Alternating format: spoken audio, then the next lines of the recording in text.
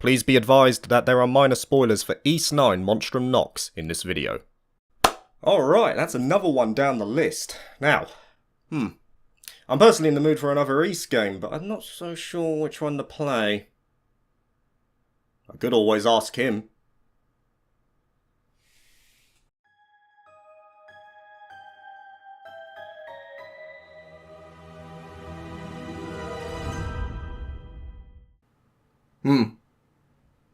Maybe not. Hi. Jesus! How did you do that? I've been here all the time. It's my monstrum powers. I'm the Crimson King. The Crimson what? The Crimson King. It's what they call me in East 9. Well, I guess it makes sense that they didn't call you the Crimson Captain after your seafaring record, or should I say, lack of.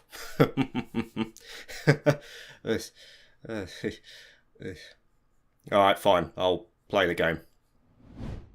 Another video, another foray back into the East series. East 9 Monstrum Nox, as of the time of writing, is the latest title in the East series, releasing in Japan in September 2019 and later coming to the West in early 2021. Initially on PlayStation 4 and then coming to the likes of Switch, PC and Stadia later in the year.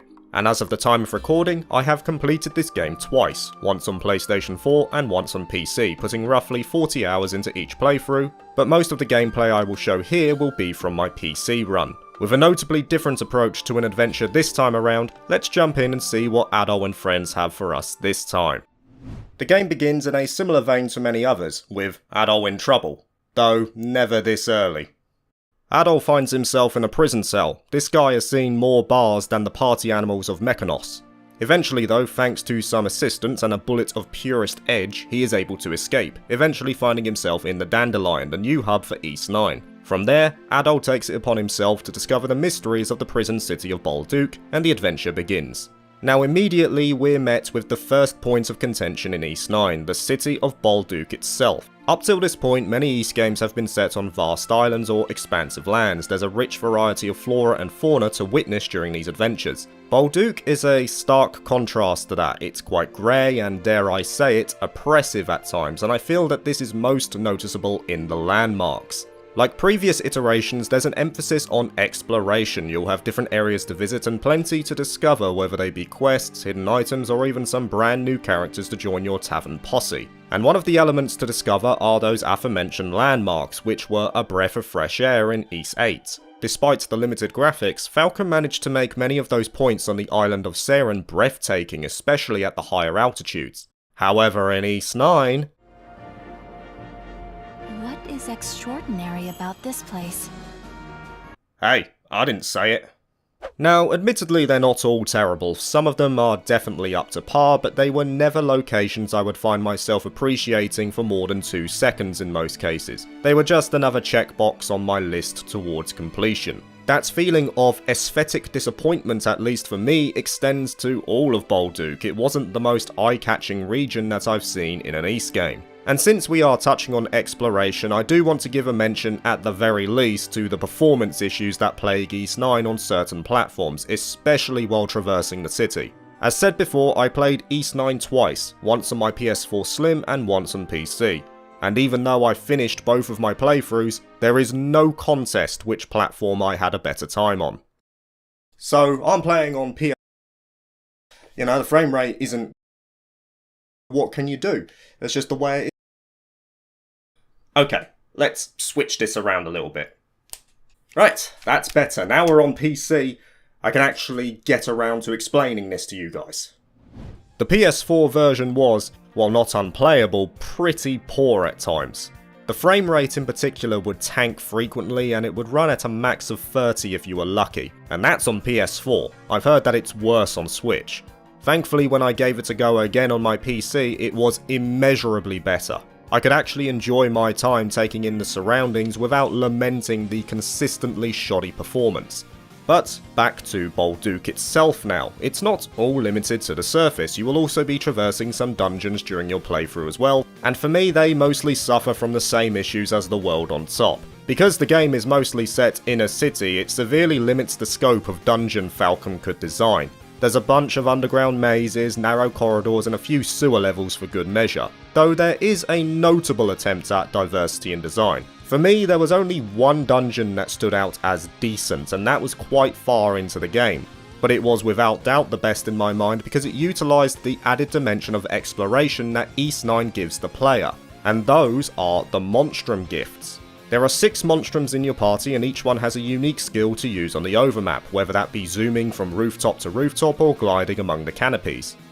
And many of them do work well, while others are a bit more finicky.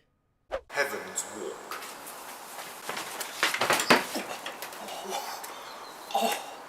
Oh my god, that actually hurt. It actually hurt. But regardless of their individual uses, they added a much welcome fresh take on the method of exploration that had remained relatively static over the past 3 games. And this is why, despite my ribbing of the City of Balduq aesthetically speaking, I think this setting was required to make the addition of the gifts work.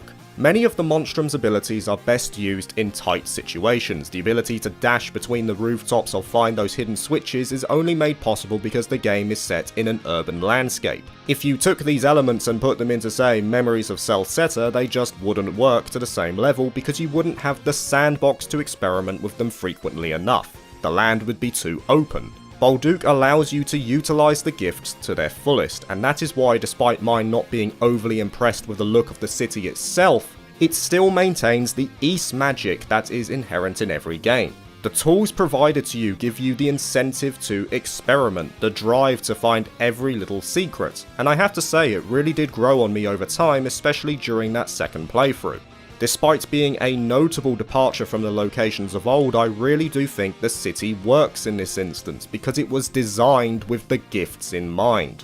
It's too bad then that in the early stages at least you won't have free reign to go wherever you want. You will have to unlock new areas either through story progression or collecting so-called knocks, which are accumulated via quests or throughout the city by defeating enemies known as Lemures. Collect a total of 100 knocks and you'll be able to venture into the Grimwald knocks, where you'll get a taste of Ys 9's combat.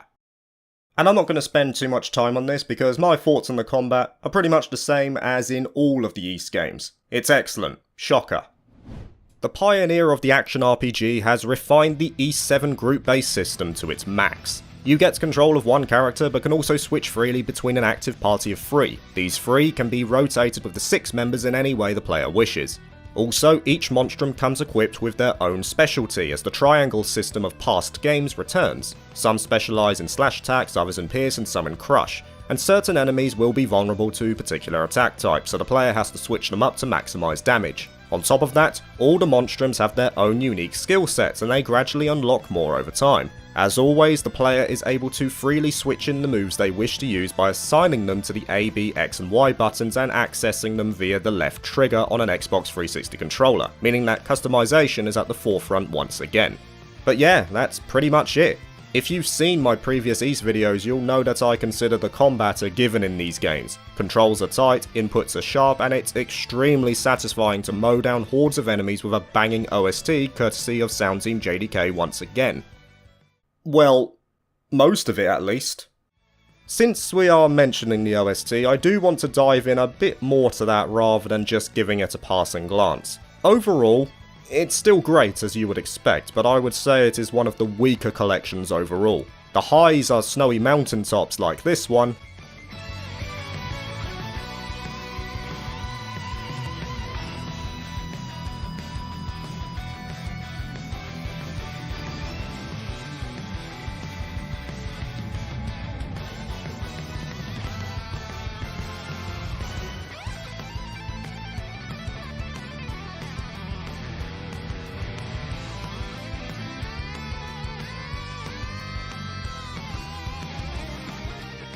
while others are somewhat lacking.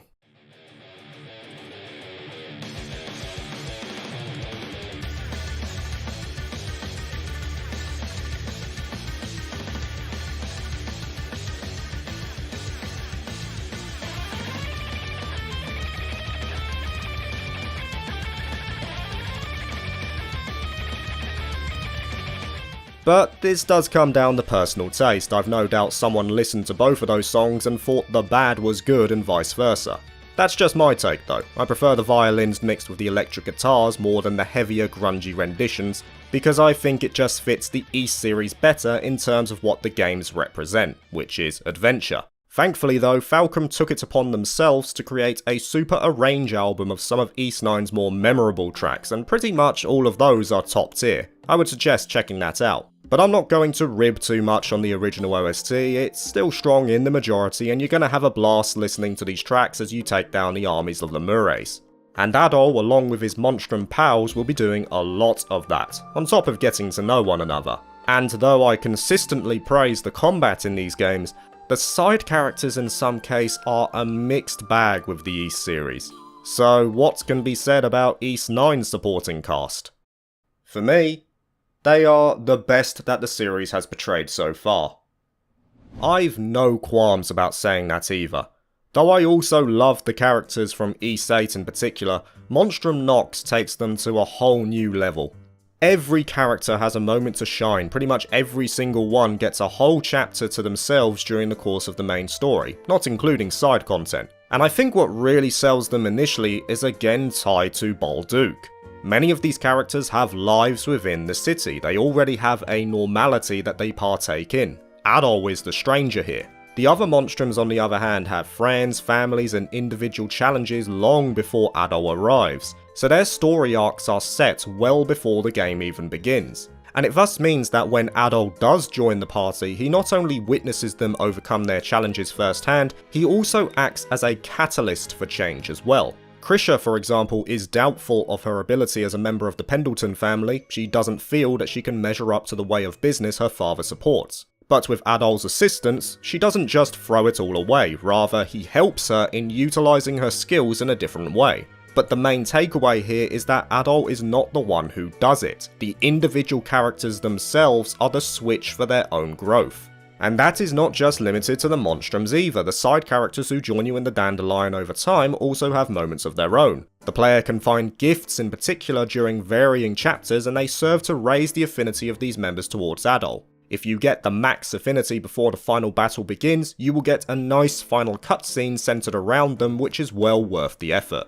I also believe that the background of these characters positively assists in the flow of the main narrative. Because they live in the city, many of them have inside knowledge of certain passages or groups within the walls. It means that when the story progresses, it feels natural because of the knowledge the group already possesses. It's not a moment of inspiration or a Thomas Edison moment that you see so often in many other games. And it does positively contribute to the experience in my eyes. But what really sets them apart for me, as opposed to all the other supporting casts, lies in their chemistry as a group. And I don't just mean the Monstrums here, I mean the whole collection of characters under the roof of the Dandelion.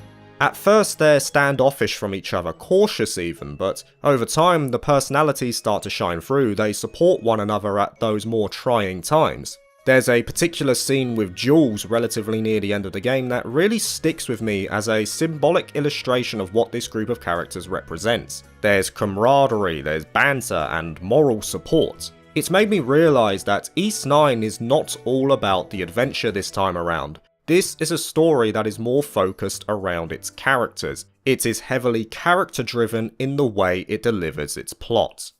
And because of that, it's a major factor in making East 9's story, arguably, the best in the series to date. Now putting aside the characters for a moment, what other factors make East 9's story so gripping compared to others? Well, first of all, it knows its position in the canon of Adol's journey. It is aware that it is the latest game in the series from a chronological standpoint, and because of that it can lean on the past adventures of Adol and Dogi to deliver a compelling narrative. I've said many times before that I believe you can start the East series at any point. It's not as interconnected as the likes of, say, the Trail series, of which I always strongly recommend starting with either Sky First Chapter or Cold Steel 1 to get the most optimal experience. Even with East 9, I'm still of the opinion that you can thoroughly enjoy this game as a standalone. Many East games are set apart by their own individual plots with minor references here and there to other games within the series. Despite saying that though, there is no doubt in my mind that the more East games you have played prior to East 9, the more enjoyment you will get from this experience. There are numerous instances of reminiscing about past experiences.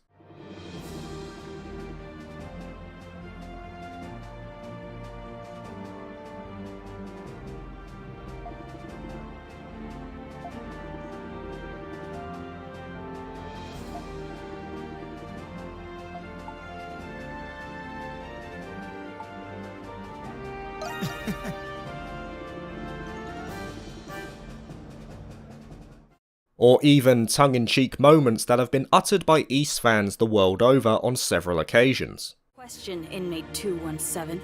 It seems that shipwrecks are a common occurrence for you. Even sailors and fishermen don't experience a fraction of the accidents you've been in. Some claim you instigated these incidents. What do you say to those accusations? Huh? Is that a serious question? Or are you so far removed from reality that you can't distinguish it from adventure?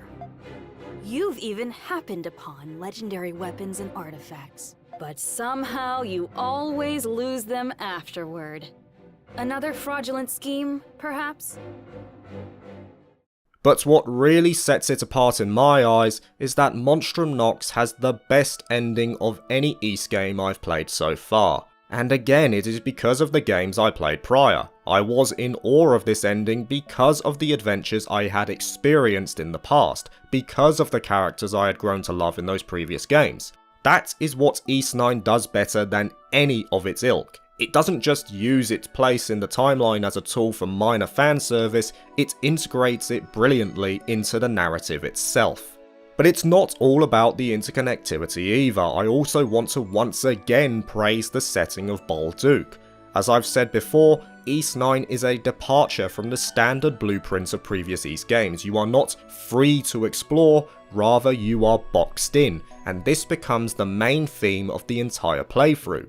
Even in games like, say, the Ark of Napishtim, where you're literally trapped on an archipelago of islands, you're still free because you can explore the islands to your heart's content. This is not the case in Ys 9. You're surrounded by walls, you're attempting to piece together a mystery that is the centerpiece of this whole game. The City of Balduq fits the oppressive theme that Ys 9 is going for. You are a prisoner in the prison city. You cannot escape unless you piece together the riddles that plague this region.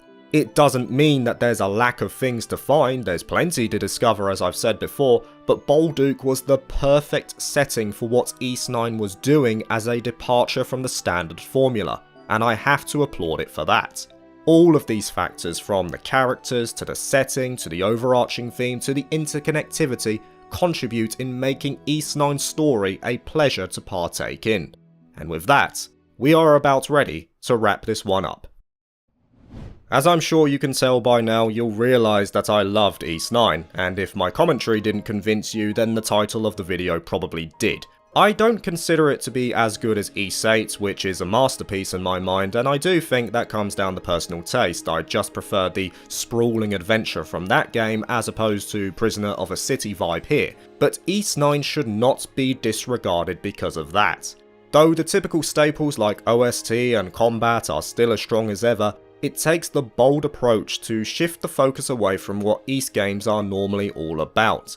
It makes the narrative more character-focused, and bases the journey around mystery rather than venturing into the unknown. But what is brilliant about it is that even with that departure, it still maintains that Ys magic that is sown within every single game. You take up that controller, and you feel like you take on the spirit of Adol himself. The desire to explore, the excitement of discovery, and the satisfaction of solving the mystery, it is all here in Ys 9. And by the end, you'll be smiling just like him as you make your way to the next big adventure.